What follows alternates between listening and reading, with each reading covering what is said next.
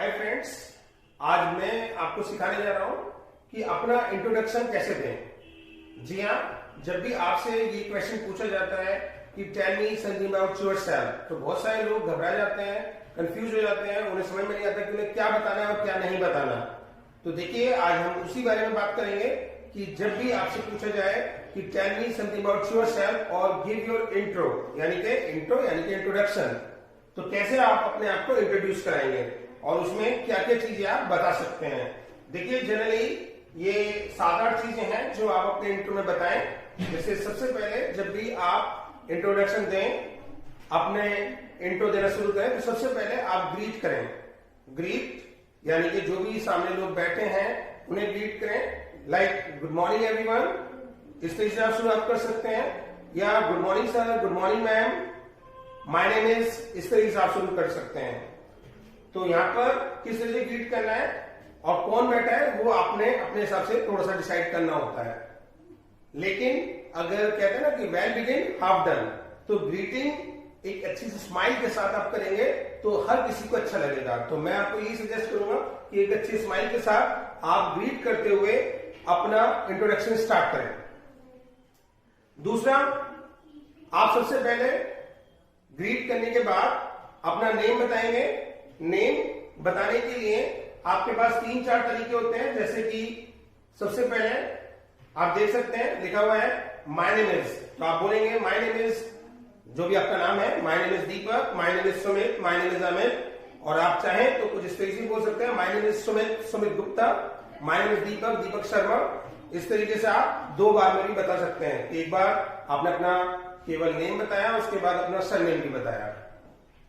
इसके अलावा दूसरा तरीका हो सकता है I am Amit, I am Sumit, I am Deepak. तो वैसे जो माय नेम इज है ये थोड़ा सा ओल्ड हो गया है, आजकल थोड़ा कम यूज करते हैं। उससे बेहतर होता है कि आप बोले आई एम दीपक शर्मा। तो ये तरीका ज्यादा इन्वोग में है, ज्यादा यूज होता है और अच्छा समझा जाता है। दिस इज, ये भी एक मेथड है कि कुछ लोग अपना नाम इस तरीके बताते हैं कि दिस इज अमित। लेकिन ये जो तरीका है ना कि this is Amit, this is Sumit Gupta, ये उतना अच्छा नहीं माना जाता। तो मैं आपको यही सजेस्ट करूंगा कि आप इस तरीके से ना बोलें और इस तरीके को स्किप कर दें, अवॉइड कर दें। और वन मोर एडवाइस कि माई सेल्फ भी आप ना बोलें, क्योंकि इस पर भी एक कंट्रोवर्सी है, कुछ लोग इसे भी अच्छा नहीं मानते। तो मैं आपको सजेस्ट करूंगा कि आप इस तरीके से भी ना बोले कि my self is Amit, my self is Sumit Gupta. इस तरीके से आप बोलेंगे तो वो भी अच्छा नहीं लगता। तो मैं आपको सजेस्ट करूंगा कि आप इस तरीके को भी अवॉइड करें। और सबसे अच्छा तरीका है कि आप बोले आई एम दीपक, दीपक शर्मा, और इसी तरह से जो भी आपका नाम है आप अपना नाम लेंगे। या फिर दूसरा तरीका माय नेम इज भी आप बोल सकते हैं। लेकिन सबसे अच्छा आई एम दीपक, ये तरीका सबसे अच्छा माना जाता है। कहां से हैं, जैसे my name is Deepak, I belong to Meerut. जैसे मैंने बताया my name is Deepak, I belong to Meerut, ये मैं इस तरीके से बोल सकता हूं। या फिर मैं इस तरीके से बोल सकता हूं माय, है ना, I am Sandeep Solanki from Khandwa, I am Deepak Sharma from Meerut. या फिर एक ये भी तरीका होता है जो नीचे लिखा हुआ है I M Sandeep Singh Solanki, I am from Khandwa. इस तरीके से भी आप बोल सकते हैं। तो इसमें चॉइस इज योर्स कि जो भी तरीका आपको अच्छा लगे आप उस तरीके को फॉलो करें। उसके बाद जैसे हमने सबसे पहले सीखा कि ग्रीट करना है आपको अच्छे तरीके से। ग्रीट करने के बाद अपना नेम बताना है और नेम के बाद आपको अपनी लोकेलिटी के बारे में बताना है। लेकिन एक चीज और बता देता हूं, देखिए एक तरीका ये भी फॉलो होता है। जैसे सपोज कीजिए मुझे अपने बारे में बताना है, मान लिया मैं मेरठ में ही हूं और मैं बोल रहा हूं I am from Brahmapuri, I am from Madhavpuram, I am from Jagriti Vihar. इस तरीके से बोल सकता हूं। या फिर अगर छोटी जगह को बता रहे हैं उसके बाद हम बड़ी जगह को बता रहे हैं, तो उसके लिए छोटी जगह को बताने के लिए हम एट का यूज करते हैं। जैसे मुझे कहना है कि भाई मैं ना ब्रह्मपुरी से हूं, तो आई लिव एट ब्रह्मपुरी इन मेरठ। ये भी तरीका मैं फॉलो कर सकता हूं। इस तरीके से भी मैं अपनी लोकेलिटी के बारे में कि मैं कहां से हूं ये मैं बता सकता हूं। उसके बाद क्वालिफिकेशन, यानी कि आपको अपनी एजुकेशन बैकग्राउंड के बारे में बताना होता है, आपको अपनी क्वालिफिकेशन के बारे में बताना होता है कि आपने कहां तक स्टडी करी है, कितने आप पढ़े लिखे हैं। तो इस चीज को बताने के लिए आप बोलेंगे आई हैव कंप्लीटेड। देखिए इसमें मैं आपको एक पॉइंट बताऊंगा, बहुत सारे जो लोग हैं वो क्या करते हैं कि जब भी अपना इंट्रो देते हैं किसी भी इंटरव्यू वगैरह में कहीं पर भी, तो सबसे पहले बताते हैं कि जी उन्होंने ना स्कूलिंग कहां से की, यानी कि 10th कहां से की, इंटर कहां से की, और उसके बाद फिर ग्रेजुएशन कहां से की, फिर पोस्ट ग्रेजुएशन बताते हैं, जबकि it's not a right way. मैं आपको सजेस्ट करूंगा कि इस तरीके से कभी ना बताएं। सबसे अच्छा तरीका होता है कि आप, यानी कि जो लोग गलती कर रहे होते हैं वो गलती ये कर रहे होते हैं, सबसे पहले वो लोअर एजुकेशन के बारे में बताते हैं और उसके बाद वो हायर एजुकेशन बताते हैं बाद में, जबकि आपकी जो हायर एजुकेशन होती है उसका ज्यादा अच्छा इंपैक्ट पड़ता है। तो जो चीजें मोस्ट इंपोर्टेंट हैं वो आप सबसे पहले बताएं, यानी कि तो मोस्ट इंपोर्टेंट यहाँ पे क्या है, मोस्ट इंपोर्टेंट आपकी हायर एजुकेशन है। मान लिया आपने एमबीए किया है, बीटेक किया है, तो पहले आप उससे बताएं। तो आप किस तरीके से बताएंगे, मान लिया मैं हूं और मैं बोलूंगा hi my name is Deepak Sharma, I am from Meerut, और मैं मेरठ से हूं और अपनी एजुकेशन के बारे में बताऊंगा। I have done MBA from Singhania university Rajasthan. तो मैंने यहाँ पे सबसे पहले अपनी हायर एजुकेशन बताई, उसके बाद मैं थोड़ा नीचे आऊंगा और फिर बोलूंगा I have done my graduation from Meerut college Meerut. उसके बाद फिर मैं बताऊंगा कि भाई as far as my schooling concern I have done 10th and 12th from UP board from DN college Meerut. तो इस तरीके से मैं अपनी एजुकेशन बताऊंगा। तो ये ज्यादा अच्छा तरीका है कि आप पहले हायर एजुकेशन बताएं, फिर उससे कम और फिर उससे कम। यानी कि बहुत सारे स्टूडेंट्स जो होते हैं, है ना, there are so many students I have seen, और मुझे लगता है शायद 80 to 90% जो स्टूडेंट्स होते हैं वो ये गलती करते हैं, जब वो किसी इंटरव्यू में जाते हैं अपनी जो फाइल भी बनाते हैं तो सबसे पहले वो हाई स्कूल और इंटर की मार्कशीट सबसे पहले ऊपर लगा देते हैं दिखाने के लिए, जबकि उन्हें क्या करना चाहिए, जो हायर एजुकेशन है, जो उनकी बड़ी डिग्रीज हैं, डिप्लोमाज हैं, वो पहले वो शो करें। ये ज्यादा अच्छा तरीका है। Got it guys? यानी पहले हायर एजुकेशन फिर लोअर एजुकेशन। उसके बाद अपना आप क्वालिफिकेशन के बाद आप अपना वर्क एक्सपीरियंस बता सकते हैं। वर्क एक्सपीरियंस किस तरीके से बताएंगे वो भी मैं थोड़ा सा बता देता हूं, आपको गाइड कर देता हूं कि किस तरीके से आप अपना वर्क एक्सपीरियंस बता सकते हैं। देखिए जब आती है बात वर्क एक्सपीरियंस की, तो यहां पे मैं आपको सजेस्ट करूंगा कि अगर आप एज ए फ्रेशर किसी इंटरव्यू में जा रहे हैं तो वहां पर आप अपना एक्सपीरियंस बताएं, और अगर आपको अच्छा खासा एक्सपीरियंस है, ठीक है, तो उसके लिए क्योंकि आपको समय चाहिए काफी सारी डिटेल्स देने के लिए, तो वहां पर आप अपनी फैमिली के बारे में बताएं। क्योंकि ये क्वेश्चन भी बहुत सारे लोगों के माइंड में होता है कि सर जब हमसे ये क्वेश्चन पूछा जाता है कि tell me something about yourself, तो क्या वहां पर हमें अपनी फैमिली वगैरह के बारे में बताना चाहिए? तो देखिए यहां पर मैं आपको सजेस्ट करूंगा कि आप अगर एज ए फ्रेशर जा रहे हैं, क्योंकि वहां पर आपके पास बहुत सारी डिटेल्स नहीं होती इंटरव्यूअर्स को देने के लिए, तो वहां पे आप अपनी फैमिली के बारे में डिस्कस करें, फैमिली के बारे में थोड़ी सी बेसिक डिटेल्स दे दें। लेकिन अगर आप एक्सपीरियंस होल्डर हैं, कई सारी कंपनीज वगैरह में आप ऑलरेडी पहले से जॉब कर चुके हैं, बहुत सारे अचीवमेंट्स आपके हैं, तो वहां पर आप फैमिली को मेंशन ना करें, फैमिली के बारे में ना बताएं। अदरवाइज आपका जो इंट्रो है उसकी जो टाइम है ना वो बढ़ जाएगा, बहुत ज्यादा बढ़ जाएगा। तो मेरा अपना मानना यह है कि जो एक आइडियल इंट्रो होता है वो 1 से 2 मिनट के बीच में होना चाहिए, यानी मिनिमम 1 मिनट और मैक्सिमम 2 मिनट्स के बीच में आपका इंट्रो कंप्लीट होना चाहिए। तो अगर आप अपना वर्क एक्सपीरियंस बता रहे हैं तो आप इस तरीके से बता सकते हैं कि आई हैव 2 years है ना work experience in pharmaceutical company, या फिर जहां पे भी आपने काम किया है। I have 10 years experience in, है ना, ऑफ टीचिंग। कहां पे टीचिंग की है वो भी आपने बता सकते हैं। वो आपने देखना है कि आपने कहां जॉब करी है, आपने किस पोस्ट पर जॉब करी है और वहां पे क्या अचीवमेंट्स रहे हैं। तो मैं तो आपको सजेस्ट करूंगा कि जब भी आप कभी अपना इंट्रो दें उसमें अपने अचीवमेंट्स भी मेंशन करें। और अगर आप एज ए फ्रेशर कहीं जा रहे हैं तो वहां पर आप बता सकते हैं कि जी मैंने ना ड्यूरिंग स्कूलिंग अपने स्कूल क्रिकेट टीम का मैं कैप्टन हुआ करता था।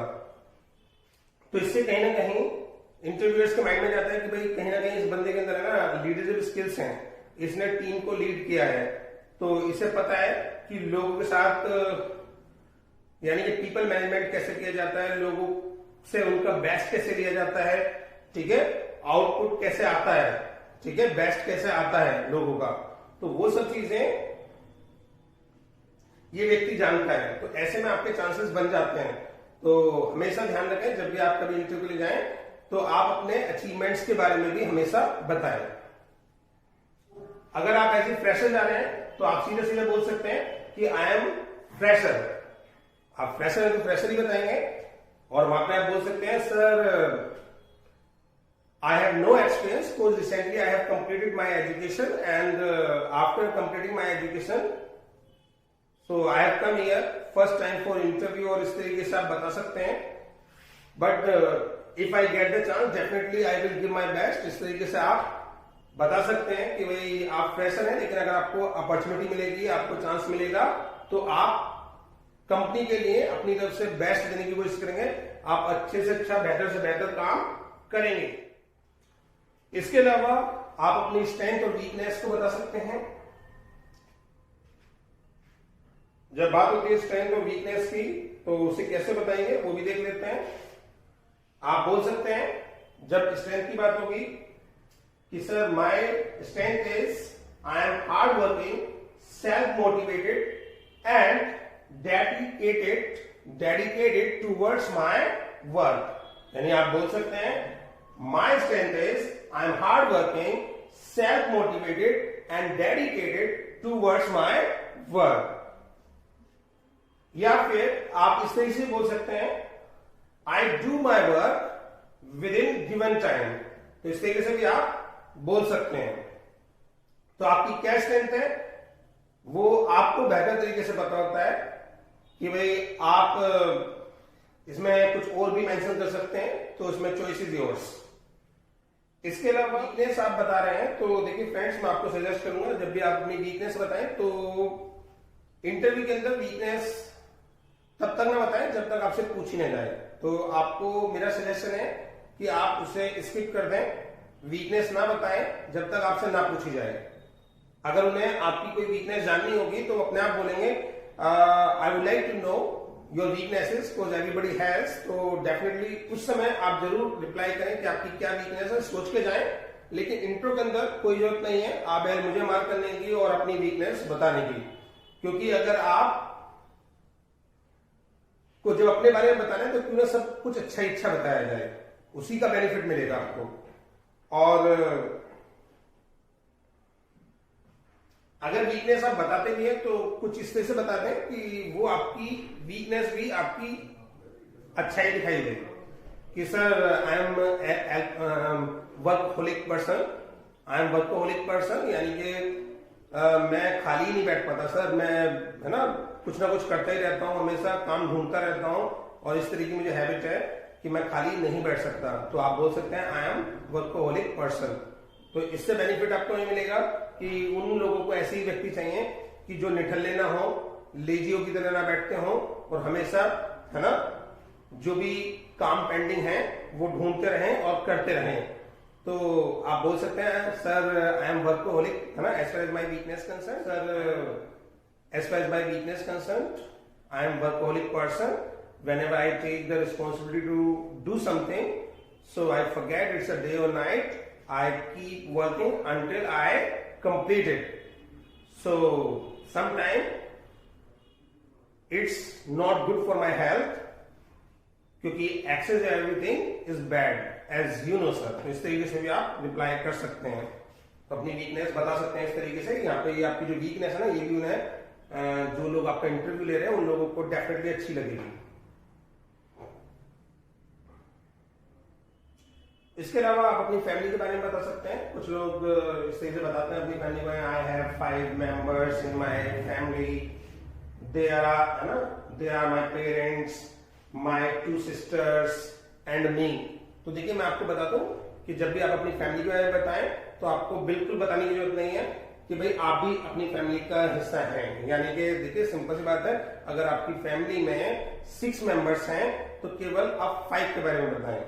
अगर 8 मेंबर्स हैं तो देखिए मैं किससे बताऊंगा, there are 8 members in my family, my grandparents, my parents, and I have a wife and I have 2 kids. ये देखिए मैंने यहाँ पे 8 मेंबर्स बताए और मतलब 8 मेंबर्स बोले कि भाई there are 8 members in my family, लेकिन मैंने 7 के बारे में आपको डिस्क्राइब किया। इसमें ये नहीं बोलना होता एंड मी, ठीक है भाई, आप अपनी फैमिली के बारे में बता रहे हैं, ये तो सब लोगों को पता ही है कि भाई आप तो हैं ही अपनी फैमिली में। तो अगर 8 मेंबर्स है तो 7 के बारे में बताएं। इसी तरीके से इस तरीके से भी आप बोल सकते हैं, जैसे आई हैव 3 सिबलिंग्स। अगर मान लिया आपके आप 4 भाई बहन हैं, है ना, तो आप बोल सकते हैं I have 3 siblings, 1 brother and 2 sisters. भाई आप तो हैं ही हैं, है ना। बाकी आप इस तरह से बोल सकते हैं कि भाई आप 4 भाई बहन हैं तो आप बोलेंगे आई हैव 3 सिबलिंग, ठीक है। इसके अलावा जब आप एंड करेंगे, यानी कि एंड करते समय आप बोल सकते हैं that's all about me, that's all about me, thanks sir, and if anything is remaining and which is important to know so please ask, है ना, प्लीज आस्क अबाउट दैट। तो इस तरीके से आप बोल सकते हैं सर। तो इस तरीके से आप अपना इंट्रो दें, इसमें आप थोड़ा सा कमांड कर लें और डेफिनेटली अगर इस तरीके से आप अपना इंट्रो देंगे तो आपके जो सिलेक्शन के चांस हैं वो डेफिनेटली बढ़ जाएंगे।